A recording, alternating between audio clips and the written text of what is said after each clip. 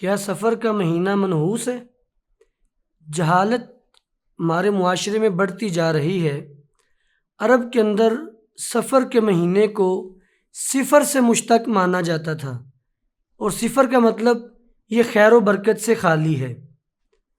سفر کا مہینہ اس کو منحوس سمجھنا، اس میں شادی نہ کرنا، یا محرم کے مہینے کو سوگ کا مہینہ سمجھنا، اس میں شادیاں نہ کرنا۔ نبی علیہ الصلاۃ والسلام نے فرمایا، اللہ رب العالمین فرماتے ہیں، یعنی حدیث قدسی ہے، یؤذینی ابن آدم یسب الدہر وانا الدہر، آدم کا بیٹا مجھے اذیت دیتا ہے، وہ زمانے کو گالی دیتا ہے، حالانکہ میں زمانہ ہوں، یعنی میں زمانے کو پیدا کرنے والا ہوں۔ تو نبی علیہ الصلاۃ والسلام نے سفر کے مہینے کے حوالے سے بڑی واضح تعلیمات دیں۔